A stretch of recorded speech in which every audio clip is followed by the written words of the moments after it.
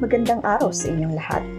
Ngayon ay ating tatalakayin ang unang aralin sa Araling Panlipunan sa ika-9 na baitang, ang kahulugan ng economics. At ngayon, kayo ay inaasahang makalalapat ang kahulugan ng economics sa pang-araw-araw na pamumuhay bilang isang mag-aral at kasapi ng pamilya at ng lipunan. Ano nga ba ang economics? Ang economics ay nagsimula sa salitang Griego na oikonomiya. Oikos, tahanan, nomos, pamamahala ng tahanan o household management. Economics ay sanghay ng agham panlipunan na nag-aaral kung paano tutugunan ang tila walang katapusang kagustuhan at pangangailangan ng tao, gamit ang pinakamahusay na paggamit ng limitadong pinagkukunang yaman o resources. Dinamang alamin ang prinsipyong nakakaapekto sa pagpapasya ng tao. Bahagi na ng tao ang pagkakaroon ng choice o yung pagpipilian sa pagproseso ng pagpili na hindi maiwasan. Ang una dito ay ang trade-off.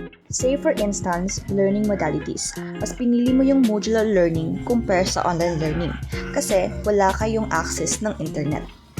Sunod ay ang opportunity cost. Ito ang pakinabang na tinilikdan mo sa iyong sarili. Ito yung halaga ng bagay o ng best alternatives na handa mong ipagpalit. So halimbawa dito is pinili mo yung online learning over modular. So yung opportunity cost doon. Yun yung halaga ng online learning. Kung ano yung mas advantage ng online learning. Yun yung mga videos na hindi mo na kailangan mag-imagine ng puro papel. Ikatlo ay ang marginalism o marginal thinking. Sa economics, meron tayong kasabihang rational people think at the margin. Ibig sabihin, ang isang individual ay sinisigurado niya ang karagdagan ng halaga maging ito man ay gastos o pakinabang na makukuha sa gagawing desisyon.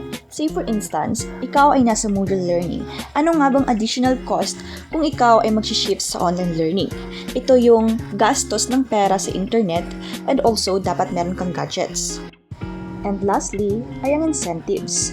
Tumutugon ng tao batay sa gantimpala na makukuha o parusang matatamo. So, ipagpalagay mo na pinili mo yung online learning. So, bakit mo pinili yung online learning? Kasi alam mo na meron kang gantimpala o kaya mas mataas na marka kumpara sa modular learning. Kasi sabi nila, ang mga student is mas natututo kapag sila ay may naririnig or nakikita. Yun ay nakukuha natin sa ating mga guro, virtual man o sa pamamagitan ng mga videos. Paano naman natin maisasabuhay ang pag-aaral ng economics? Magkakaroon tayo ng mas mapanuring pag-iisip. Mauunawaan naman natin ang mga kaganapan sa lipunan.